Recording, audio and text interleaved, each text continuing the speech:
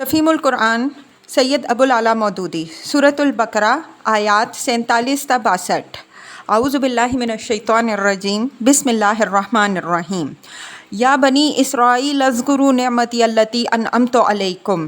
ترجمہ: اے بنی اسرائیل، یاد کرو میری اس نعمت کو جس سے میں نے تمہیں نوازا تھا۔ وَأَنِّي فَضَّلْتُكُمْ عَلَى الْعَالَمِينَ۔ ترجمہ: اور اس بات کو کہ میں نے تمہیں دنیا کی ساری قوموں پر فضیلت عطا کی تھی۔ تفسیر: یہ اس دور کی طرف اشارہ ہے جب کہ تمام دنیا کی قوموں میں ایک بنی اسرائیل ایک ایسی قوم تھی جس کے پاس اللہ کا دیا ہوا علم حق تھا اور جسے اقوام عالم کا امام و رہنما بنا دیا گیا تھا تاکہ وہ بندگی رب کے راستے پر سب قوموں کو بلائے اور چلائے۔ وَاتَّقُوا يَوْمًا لَا تَجْزِي نَفْسٌ عَن نَفْسٍ شَيْئًا۔ ترجمہ: اور ڈرو اس دن سے جب کوئی کسی کے ذرا کام نہ آئے گا۔ وَلَا يُقْبَلُ مِنْهَا شَفَاعَةٌ۔ ترجمہ: نہ کسی کی طرف سے سفارش قبول کی جائے گی۔ وَلَا يُؤْخَذُ مِنْهَا عَدْلٌ۔ ترجمہ: نہ کسی کو فدیہ لے کر چھوڑا جائے گا۔ وَلَا هُمْ يُنصَرُونَ۔ ترجمہ: اور نہ مجرموں کو کہیں سے مدد مل سکے گی۔ تفسیر: بنی اسرائیل کے بگاڑ کی ایک بہت بڑی وجہ یہ تھی کہ آخرت کے متعلق ان کے عقیدے میں خرابی آ گئی تھی۔ وہ اس قسم کے خیالات خام میں مبتلا ہو گئے تھے کہ ہم جلیل القدر انبیاء علیہم السلام کی اولاد ہیں، بڑے بڑے اولیاء، صلحاء، زہاد سے نسبت رکھتے ہیں، ہماری بخشش تو انہی بزرگوں کے صدقے سے ہو جائے گی۔ ان کا دامن گرفتہ ہو کر بھلا کوئی سزا کیسے پا سکتا ہے؟ انہی جھوٹے بھروسوں نے ان کو دین سے غافل اور گناہوں کے چکر میں مبتلا کر دیا تھا، اس لیے نعمت یاد دلانے کے ساتھ فوراً ہی ان کی ان غلط فہمیوں کو دور کیا گیا۔ وَإِذْ۔ ترجمہ: یاد کرو وہ وقت۔ تفسیر: یہاں سے بعد کے کئی رکوعوں تک مسلسل جن واقعات کی طرف اشارے کیے گئے ہیں وہ بنی اسرائیل کی تاریخ کے مشہور ترین واقعات ہیں جنہیں اس قوم کا بچہ بچہ جانتا تھا، اسی لیے تفصیل بیان کرنے کے بجائے ایک ایک واقعے کی طرف مختصراً اشارہ کیا گیا ہے۔ اس تاریخی بیان میں دراصل یہ دکھانا مقصود ہے کہ ایک طرف یہ اور یہ احسانات ہیں جو خدا نے تم پر کیے اور دوسری طرف یہ اور یہ کرتوت ہیں جو ان احسانات کے جواب میں تم کرتے رہے۔ نَجَّيْنَاكُم مِّنْ آلِ فِرْعَوْنَ۔ ترجمہ: جب ہم نے تم کو فرعونیوں کی غلامی سے نجات بخشی۔ تفسیر: آل فرعون کا ترجمہ ہم نے اس لحاظ سے کیا ہے، اس میں خاندان فرعونیہ اور مصر کے حکمرانی طبقہ دونوں شامل ہیں۔ یسومونکم سوء العذاب۔ ترجمہ: انہوں نے تمہیں سخت عذاب میں مبتلا کر رکھا تھا۔ یذبحون ابناءکم ویستحیون نساءکم۔ ترجمہ: تمہارے لڑکوں کو ذبح کرتے تھے اور تمہاری لڑکیوں کو زندہ رہنے دیتے تھے۔ فی ذالکم بلاء من ربکم عظیم۔ ترجمہ: اور اس حالت میں تمہارے رب کی طرف سے تمہاری بڑی آزمائش تھی۔ تفسیر: آزمائش اس امر کی کہ اس بھٹی سے تم خالص سونا بن کر نکلتے ہو یا نری کھوٹ بن کر رہ جاتے ہو، اور آزمائش اس امر کی کہ اتنی بڑی مصیبت سے اس معجزانہ طریقے پر نجات پانے کے بعد بھی تم اللہ کے شکر گزار بندے بنتے ہو یا نہیں۔ وَإِذْ فَرَقْنَا بِكُمُ الْبَحْرَ فَأَنْجَيْنَاكُمْ وَأَغْرَقْنَا آلَ فِرْعَوْنَ وَأَنْتُمْ تَنظُرُونَ۔ ترجمہ: یاد کرو وہ وقت جب ہم نے سمندر پھاڑ کر تمہارے لیے راستہ بنایا، پھر اس میں سے تمہیں بخیریت گزروا دیا، پھر وہیں تمہاری آنکھوں کے سامنے فرعونیوں کو غرق کیا۔ وَإِذْ وَعَدْنَا مُوسَىٰ 40 لَيْلَةً۔ ترجمہ: یاد کرو جب ہم نے موسیٰ علیہ السلام کو 40 شبانہ روز کی قرارداد پر بلایا۔ تفسیر: مصر سے نجات پانے کے بعد جب بنی اسرائیل جزیرہ نما سینا میں پہنچ گئے تو حضرت موسیٰ علیہ السلام کو اللہ تعالیٰ نے 40 شب و روز کے لیے کوہ طور پر طلب فرمایا تاکہ وہاں اس قوم کے لیے جو اب آزاد ہو چکی تھی قوانین شریعت اور عملی زندگی کی ہدایات عطا کی جائیں۔ ثم اتخذتم العجل من بعدہ۔ ترجمہ: تو اس کے پیچھے تم بچھڑے کو اپنا معبود بنا بیٹھے۔ تفسیر: گائے اور بیل کی پرستش کا مرض بنی اسرائیل کی ہمسایہ اقوام میں ہر طرف پھیلا ہوا تھا۔ مصر اور کنعان میں اس کا عام رواج تھا۔ حضرت یوسف علیہ السلام کے بعد بنی اسرائیل جب انحطاط میں مبتلا ہوئے اور رفتہ رفتہ قبطیوں کے غلام بن گئے تو انہوں نے من جملہ اور امراض کے ایک یہ مرض بھی اپنے حکمرانوں سے لے لیا تھا۔ بچھڑے کی پرستش کا یہ واقعہ بائبل کی کتاب خروج باب 32 میں تفصیل کے ساتھ درج ہے۔ وَأَنْتُمْ ظَالِمُونَ ترجمہ، اس وقت تم نے بڑی ہی زیادتی کی تھی۔ ثُمَّ عَفَوْنَا عَنْكُمْ مِنْ بَعْدِ ذَلِكَ ترجمہ، مگر اس پر بھی ہم نے تمہیں معاف کر دیا۔ لَعَلَّكُمْ تَشْكُرُونَ ترجمہ، شاید کہ تم شکر گزار بنو۔ وَإِذْ آتَيْنَا مُوسَى الْكِتَابَ وَالْفُرْقَانَ لَعَلَّكُمْ تَهْتَدُونَ ترجمہ، یاد کرو ٹھیک اس وقت جب تم یہ ظلم کر رہے تھے تو ہم نے موسیٰ علیہ السلام کو کتاب اور فرقان عطا کی تھی تاکہ تم اس کے ذریعے سے سیدھا راستہ پا سکو۔ تفسیر: فرقان وہ چیز ہے جس کے ذریعے سے حق اور باطل میں فرق نمایاں ہو۔ اردو میں اس کے مفہوم سے قریب تر لفظ کسوٹی ہے۔ یہاں فرقان سے مراد دین کا وہ علم اور فہم ہے جس سے آدمی حق اور باطل میں تمیز کرتا ہے۔ وَإِذْ قَالَ مُوسَىٰ لِقَوْمِهِ يَا قَوْمِ إِنَّكُمْ ظَلَمْتُمْ أَنفُسَكُمْ بِاتِّخَاذِكُمُ الْعِجْلَ ترجمہ، یاد کرو جب موسیٰ یہ نعمت لیے ہوئے پلٹا تو اس نے اپنی قوم سے کہا کہ لوگوں، تم نے بچھڑے کو معبود بنا کر اپنے اوپر سخت ظلم کیا۔ فَتُوبُوا إِلَىٰ بَارِئِكُمْ فَاقْتُلُوا أَنفُسَكُمْ ترجمہ، لہٰذا تم لوگ اپنے خالق کے حضور توبہ کرو اور اپنی جانوں کو ہلاک کرو۔ تفسیر: یعنی اپنے ان آدمیوں کو قتل کرو جنہوں نے گوسالے کو معبود بنایا اور اس کی پرستش کی۔ ذَلِكُمْ خَيْرٌ لَكُمْ عِنْدَ بَارِئِكُمْ ترجمہ، اسی میں تمہارے خالق کے نزدیک تمہاری بہتری ہے۔ فَتَابَ عَلَيْكُمْ إِنَّهُ هُوَ التَّوَّابُ الرَّحِيمُ ترجمہ، اس وقت تمہارے خالق نے تمہاری توبہ قبول کر لی کہ وہ بڑا معاف کرنے والا، بڑا رحم کرنے والا ہے۔ وَإِذْ قُلْتُمْ يَا مُوسَىٰ لَن نُّؤْمِنَ لَكَ حَتَّىٰ نَرَى اللَّهَ جَهْرًا ترجمہ، یاد کرو جب تم نے موسیٰ علیہ السلام سے کہا کہ ہم تمہارے کہنے کا ہرگز یقین نہ کریں گے جب تک کہ اپنی آنکھوں سے اعلانیہ خدا کو تم سے کلام کرتے نہ دیکھ لیں۔ فَأَخَذَتْكُمُ الصَّاعِقَةُ وَأَنْتُمْ تَنظُرُونَ ترجمہ، اس وقت تمہارے دیکھتے دیکھتے ایک زبردست سائقے نے تم کو آ لیا۔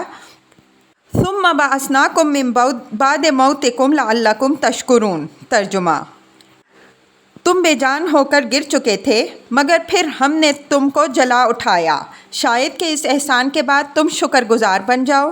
تفسیر: یہ اشارہ جس واقعے کی طرف ہے اس کی یہ تفصیل ہے کہ 40 شبانہ روز کی قرارداد پر جب حضرت موسیٰ علیہ السلام طور پر تشریف لے گئے تو آپ کو حکم ہوا کہ اپنے ساتھ بنی اسرائیل کے 70 نمائندے بھی لے آئیں۔ پھر جب اللہ تعالیٰ نے موسیٰ علیہ السلام کو کتاب اور فرقان عطا کی تو آپ نے اسے ان نمائندوں کے سامنے پیش کیا۔ اس موقع پر قرآن کہتا ہے کہ ان میں سے بعض شریر کہنے لگے کہ ہم محض تمہارے بیان پر کیسے مان لیں کہ خدا تم سے ہم کلام ہوا ہے۔ اس پر اللہ تعالیٰ کا غضب نازل ہوا اور انہیں سزا دی گئی۔ لیکن بائبل کہتی ہے اور انہوں نے اسرائیل کے خدا کو دیکھا اور اس کے پاؤں کے نیچے نیلم کے پتھر کا چبوترا تھا، وہ آسمان کی مانند شفاف تھا اور اس نے بنی اسرائیل کے شرفاء پر اپنا ہاتھ نہ بڑھایا، سو انہوں نے خدا کو دیکھا اور کھایا اور پیا۔ خروج باب 24 آیات 10-11۔ لطف یہ ہے کہ اسی کتاب میں آگے چل کر لکھا ہے کہ جب حضرت موسیٰ علیہ السلام نے خدا سے عرض کیا کہ مجھے اپنا جلال دکھا دے تو اس نے فرمایا کہ تو مجھے نہیں دیکھ سکتا۔ خروج باب 33 آیات 18-23۔ وَظَلَّلْنَا عَلَيْكُمُ الْغَمَامَ ترجمہ، ہم نے تم پر ابر کا سایہ کیا۔ تفسیر: یعنی جزیرہ نمائے سینا میں جہاں دھوپ سے بچنے کے لیے کوئی جائے پناہ تمہیں میسر نہ تھی، ہم نے ابر سے تمہارے بچاؤ کا انتظام کیا۔ اس موقع پر خیال رہے کہ بنی اسرائیل لاکھوں کی تعداد میں مصر سے نکل آئے تھے اور سینا کے علاقے میں مکانات کا تو کیا ذکر، سر چھپانے کے لیے ان کے پاس خیمے تک نہ تھے۔ اس زمانے میں اگر خدا کی طرف سے ایک مدت تک آسمان کو ابر آلود نہ رکھا جاتا تو یہ قوم دھوپ سے ہلاک ہو جاتی۔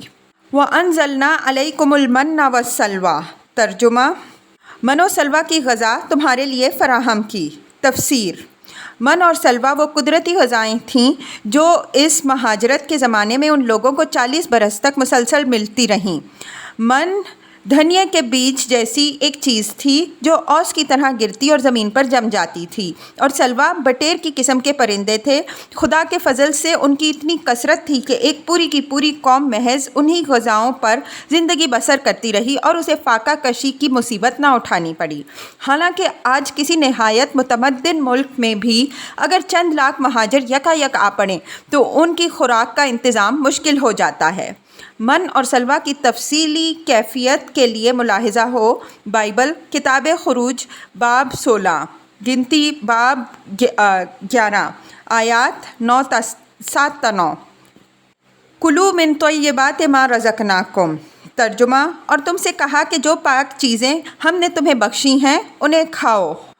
وما ظلمونا ولکن کانوا انفسہم یظلمون، ترجمہ، مگر تمہارے اسلاف نے جو کچھ کیا وہ ہم پر ظلم نہ تھا بلکہ انہوں نے آپ اپنے ہی پر ظلم کیا۔ وَإِذْ قُلْنَا ادْخُلُوا هَٰذِهِ الْقَرْيَةَ، ترجمہ، پھر یاد کرو جب ہم نے کہا تھا کہ یہ بستی جو تمہارے سامنے ہے اس میں داخل ہو جاؤ۔ تفسیر: یہ ابھی تک تحقیق نہیں ہو سکا کہ اس بستی سے مراد کون سی بستی ہے۔ جس سلسلہ واقعات میں یہ ذکر ہو رہا ہے وہ اس زمانے سے تعلق رکھتا ہے جب کہ بنی اسرائیل ابھی جزیرہ نما سینا سے ہی میں تھے، لہٰذا اغلب یہ ہے کہ یہ اسی جزیرہ نما کا کوئی شہر ہے، مگر یہ بھی ممکن ہے کہ اس سے مراد شتیم ہو۔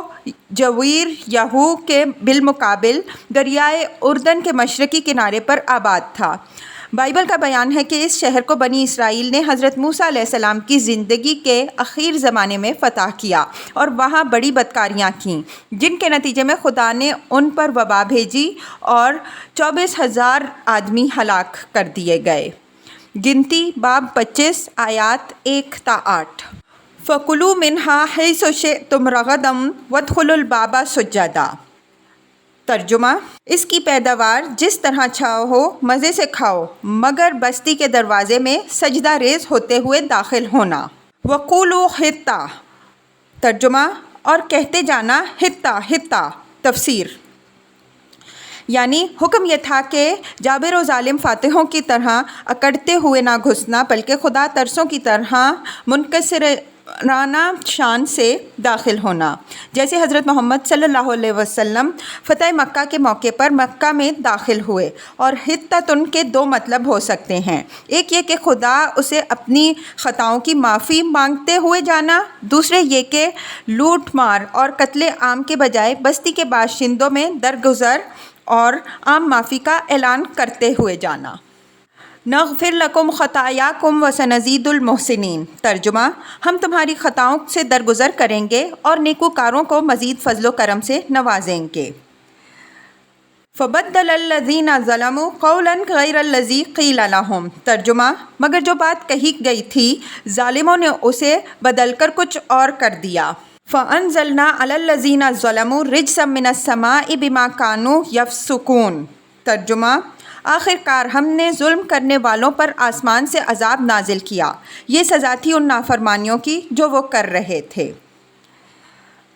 وَإِذِ اسْتَسْقَىٰ مُوسَىٰ لِقَوْمِهِ فَقُلْنَا اضْرِب بِّعَصَاكَ الْحَجَرَ، ترجمہ، یاد کرو جب موسیٰ علیہ السلام نے اپنی قوم کے لیے پانی کی دعا کی تو ہم نے کہا کہ فلاں چٹان پر اپنا عصا مارو۔ فَانْفَجَرَتْ مِنْهُ اثْنَتَا عَشْرَةَ عَيْنًا، ترجمہ، چنانچہ اس میں سے 12 چشمے پھوٹ نکلے۔ تفسیر: وہ چٹان اب تک جزیرہ نما سینا میں موجود ہے، سیاح اسے جا کر دیکھتے ہیں اور چشموں کے شگاف اس میں ابھی بھی پائے جاتے ہیں۔ 12 چشموں میں یہ مصلحت تھی کہ بنی اسرائیل کے قبیلے بھی 12 تھے، خدا نے ہر ایک قبیلے کے لیے الگ چشمہ نکال دیا تاکہ ان کے درمیان پانی پر جھگڑا نہ ہو۔ قد علم کل اناس مشربہم، ترجمہ، اور ہر قبیلے نے جان لیا کہ کون سی جگہ اس کے پانی لینے کی ہے۔ کلوا واشربوا من رزق اللہ ولا تعثوا فی الارض مفسدین، ترجمہ، اس وقت یہ ہدایت کر دی گئی تھی کہ اللہ کا دیا ہوا رزق کھاؤ پیو اور زمین میں فساد نہ پھیلاتے پھرو۔ وَإِذْ قُلْتُمْ يَا مُوسَىٰ لَن نَّصْبِرَ عَلَىٰ طَعَامٍ وَاحِدٍ، ترجمہ، یاد کرو جب تم نے کہا تھا کہ اے موسیٰ علیہ السلام ہم ایک ہی طرح کے کھانے پر صبر نہیں کر سکتے۔ فَادْعُ لَنَا رَبَّكَ يُخْرِجْ لَنَا مِمَّا تُنبِتُ الْأَرْضُ مِن بَقْلِهَا وَقِثَّائِهَا وَفُومِهَا وَعَدَسِهَا وَبَصَلِهَا۔ ترجمہ: اپنے رب سے دعا کرو کہ ہمارے لیے زمین کی پیداوار، ساگ، ترکاری، کھیرا، ککڑی، گیہوں، لہسن، پیاز اور دال وغیرہ پیدا کرے۔ قَالَ أَتَسْتَبْدِلُونَ الَّذِي هُوَ أَدْنَىٰ بِالَّذِي هُوَ خَيْرٌ۔ ترجمہ: تو موسیٰ علیہ السلام نے کہا، کیا ایک بہتر چیز کے بجائے تم ادنیٰ درجے کی چیزیں لینا چاہتے ہو؟ تفسیر: یہ مطلب نہیں ہے کہ منع و سلوہ کو چھوڑ کر جو بے مشقت مل رہا ہے وہ چیزیں مانگ رہے ہو جن کے لیے کھیتی باڑی کرنی پڑے گی، بلکہ مطلب یہ ہے کہ جس بڑے مقصد کے لیے یہ صحرا نوردی تم سے کرائی جا رہی ہے اس کے مقابلے میں کیا تم کو کام و دہن کی لذت اتنی مرغوب ہے کہ اس مقصد کو چھوڑنے کے لیے تیار ہو اور ان چیزوں سے محرومی کچھ مدت تک کے لیے برداشت نہیں کر سکتے۔ اہبطوا مصرا فإن لکم ما سألتم۔ ترجمہ: اچھا، کسی شہری آبادی میں جا رہو، جو کچھ تم مانگتے ہو وہاں مل جائے گا۔ وَضُرِبَتْ عَلَيْهِمُ الذِّلَّةُ وَالْمَسْكَنَةُ وَبَاءُوا بِغَضَبٍ مِّنَ اللَّهِ۔ ترجمہ: آخر کار نوبت یہاں تک آ پہنچی کہ ذلت و خواری اور پستی و بدحالی ان پر مسلط ہو گئی اور وہ اللہ کے غضب میں گھر گئے۔ ذَلِكَ بِأَنَّهُمْ كَانُوا يَكْفُرُونَ بِآيَاتِ اللَّهِ وَيَقْتُلُونَ النَّبِيِّينَ بِغَيْرِ الْحَقِّ۔ ترجمہ: یہ نتیجہ تھا اس کا کہ وہ اللہ کی آیات کا کفر کرنے لگے تھے۔ تفسیر: آیات سے کفر کرنے کی مختلف صورتیں ہیں، مثلاً ایک یہ کہ خدا کی بھیجی ہوئی تعلیمات میں سے جو بات اپنے خیالات یا خواہشات کے خلاف پائی اس کو ماننے سے صاف انکار کر دیا۔ دوسرے یہ کہ ایک بات کو یہ جانتے ہوئے کہ یہ خدائی فرمان ہے پوری ڈھٹائی اور سرکشی کے ساتھ اس کی خلاف ورزی کی اور حکم الہی کی کچھ پرواہ نہیں کی۔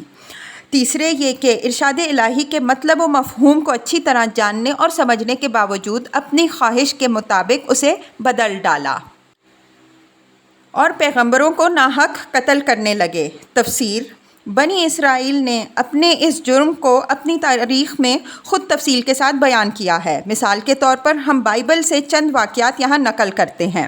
نمبر 1، حضرت سلیمان علیہ السلام کے بعد جب بنی اسرائیل کی سلطنت تقسیم ہو کر دو ریاستوں یروشلم کی دولت یہودیہ اور سامریہ کی دولت اسرائیل میں بٹ گئی تو ان میں باہم لڑائیوں کا سلسلہ شروع ہو گیا اور نوبت یہاں تک آ گئی کہ یہودیہ کی ریاست نے اپنے ہی بھائیوں کے خلاف دمشق کی آرامی سلطنت سے مدد مانگی۔ اس پر خدا کے حکم سے حنانی نبی نے یہودیہ کے فرمانروا آسا کو سخت تنبیہ کی، مگر آسا نے اس تنبیہ کو قبول کرنے کے بجائے خدا کے پیغمبر کو جیل بھیج دیا۔ نمبر 2، حضرت الیاس علیہ السلام نے جب بال کی پرستش پر یہودیوں کو ملامت کی اور از سر نو توحید کی دعوت کو سور پھونکا تو سامریہ کا اسرائیلی بادشاہ اخی اب اپنی مشرک بیوی کی خاطر ہاتھ دھو کر ان کی جان کے پیچھے پڑ گیا، حتیٰ کہ انہیں جزیرہ نما سینا کے پہاڑوں میں پناہ لینی پڑی۔ اس موقع پر جو دعا حضرت الیاس علیہ السلام نے مانگی ہے اس کے الفاظ یہ ہیں: بنی اسرائیل نے تیرے عہد کو ترک کیا، تیرے نبیوں کو تلواروں سے قتل کیا اور ایک میں ہی اکیلا بچا ہوں، سو وہ میری جان لینے کے درپے ہیں۔ سلاطین باب 19 آیت 10۔ نمبر 3، ایک اور نبی حضرت میکایا کو اسی اخی اب نے حق گوئی کے جرم میں جیل بھیجا اور حکم دیا کہ اس شخص کو مصیبت کی روٹی کھلانا اور مصیبت کا پانی پلانا۔ سلاطین باب 22 آیات 26 تا 27۔ نمبر 4، پھر جب یہودیہ کی ریاست میں اعلانیہ بت پرستی اور بدکاری ہونے لگی اور زکریا نبی نے اس کے خلاف آواز بلند کی، شاہ یہودہ یوآس کے حکم سے انہیں عین ہیکل سلیمانی میں مقدس اور قربان گاہ کے درمیان سنگسار کر دیا گیا۔ نمبر 5، اس کے بعد جب سامریہ کی اسرائیلی ریاست اشوریوں کے ہاتھوں ختم ہو چکی اور یروشلم کی یہودی ریاست کے سر پر تباہی کا طوفان تلا کھڑا تھا تو یرمیا نبی اپنی قوم کے زوال پر ماتم کرنے اٹھے اور کوچے کوچے انہوں نے پکارنا شروع کیا کہ سنبھل جاؤ ورنہ تمہارا انجام سامریہ سے بھی بدتر ہوگا۔ مگر قوم کی طرف سے جو جواب ملا وہ یہ تھا کہ ہر طرف سے ان پر لعنت اور پھٹکار کی بارش ہوئی، پیٹے گئے، قید کیے گئے، رسی سے باندھ کر کیچڑ بھرے حوض میں لٹکا دیے گئے تاکہ بھوک اور پیاس سے وہیں سوکھ سوکھ کے مر جائیں، اور ان پر الزام لگایا گیا کہ وہ قوم کے غدار ہیں، بیرونی دشمنوں سے ملے ہوئے ہیں۔ نمبر 6، ایک اور نبی حضرت آموس کے متعلق لکھا ہے کہ جب انہوں نے سامریہ کی اسرائیلی ریاست کو اس کی گمراہیوں اور بدکاریوں پر ٹوکا اور ان حرکات کے برے انجام سے خبردار کیا تو انہیں نوٹس دیا گیا کہ ملک سے نکل جاؤ اور باہر جا کر نبوت کرو۔ نمبر 7، حضرت یحییٰ علیہ السلام نے جب ان بد اخلاقیوں کے خلاف آواز اٹھائی جو یہودیہ کے فرمانروا ہیرودس کے دربار میں کھلم کھلا ہو رہی تھی تو پہلے تو وہ قید کر دیے گئے، پھر بادشاہ نے اپنی معشوقہ کی فرمائش پر قوم کے اس صالح ترین آدمی کا سر قلم کر کے ایک تھال میں رکھ کے اس کی نظر کر دیا۔ نمبر 8، آخر میں حضرت عیسیٰ علیہ السلام پر بنی اسرائیل کے علماء اور سرداران قوم کا غصہ بھڑکا کیونکہ وہ انہیں ان کے گناہوں اور ان کی ریاکاریوں پر ٹوکتے تھے اور ایمان اور راستی کی تلقین کرتے تھے۔ اس قصور پر ان کے خلاف جھوٹا مقدمہ تیار کیا گیا، رومی عدالت سے ان کے قتل کا فیصلہ حاصل کیا گیا، اور جب رومی حاکم پلاطس نے یہود سے کہا کہ آج عید کے روز میں تمہاری خاطر یسوع اور بر ڈاکو دونوں میں سے کس کو رہا کروں، تو ان کے پورے مجمع نے بالاتفاق پکار کر کہا کہ بارابا کو چھوڑ دیں اور یسوع کو پھانسی لٹکا دیں۔ یہ ہے اس قوم کی داستان جرائم کا ایک نہایت شرمناک باب، جس کی طرف قرآن کی اس آیت میں مختصراً اشارہ کیا گیا ہے۔ اب یہ ظاہر ہے کہ جس قوم نے اپنے فساق و فجار کو سرداری و سربراہی کے لیے اور اپنے صلحاء و ابرار کو جیل اور دار کے لیے پسند کیا ہو، اللہ تعالیٰ اس کو اپنی لعنت کے لیے پسند نہ کرتا تو آخر اور کیا کرتا۔ ذالک بما عصوا وکانوا یعتدون۔ ترجمہ، یہ نتیجہ تھا ان نافرمانیوں کا اور اس بات کا کہ وہ حدود شرع سے نکل جاتے تھے۔ ان الذین آمنوا والذین ہادوا والنصارى والصابئین۔ ترجمہ، یقین جانو کہ نبی عربی صلی اللہ علیہ وسلم کو ماننے والے ہوں یا یہودی ہوں یا عیسائی ہوں یا صابئی، من آمن باللہ والیوم الآخر وعمل صالحا۔ ترجمہ، جو بھی ایمان لائے اللہ اور آخرت کے دن پر اور نیک عمل کرے، فلہم اجرہم عند ربہم۔ ترجمہ، اس کا اجر اس کے رب کے پاس ہے، ولا خوف علیہم ولا ہم یحزنون۔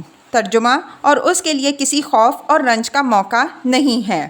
تفسیر، سلسلہ عبارت کو پیش نظر رکھنے سے یہ بات خود بخود واضح ہو جاتی ہے کہ یہاں ایمان اور اعمال صالح کی تفصیلات بیان کرنا مقصود نہیں ہے کہ کن کن باتوں کو آدمی مانے اور کن کن اعمال کو کرے تو خدا کے ہاں اجر کا مستحق ہو۔ یہ چیزیں اپنے اپنے موقع پر تفصیل کے ساتھ آئیں گی۔ یہاں تو یہودیوں کے اس زعم باطل کی تردید مقصود ہے کہ وہ صرف یہودی گروہ کو نجات کا اجارہ دار سمجھتے تھے۔ وہ اس خیال خام میں مبتلا تھے کہ ان کے گروہ سے اللہ کا کوئی خاص رشتہ ہے جو دوسرے انسانوں سے نہیں ہے، لہٰذا جو ان کے گروہ سے تعلق رکھتا ہے وہ خواہ اعمال اور عقائد کے لحاظ سے کیسا ہی ہو، بہرحال نجات اس کے لیے مقدر ہے، اور باقی تمام انسان جو ان کے گروہ سے باہر ہیں وہ صرف جہنم کا ایندھن بننے کے لیے پیدا ہوئے ہیں۔ اس غلط فہمی کو دور کرنے کے لیے فرمایا جا رہا ہے کہ اللہ کے ہاں اصل چیز تمہاری یہ گروہ بندیاں نہیں ہیں، بلکہ وہاں جو کچھ اعتبار ہے وہ ایمان اور عمل صالح کا ہے۔ جو انسان بھی یہ چیز لے کر حاضر ہوگا وہ اپنے رب سے اپنا اجر پائے گا۔ خدا کے ہاں فیصلہ آدمی کی صفات پر ہوگا، نہ کہ تمہاری مردم شماری کے رجسٹروں پر۔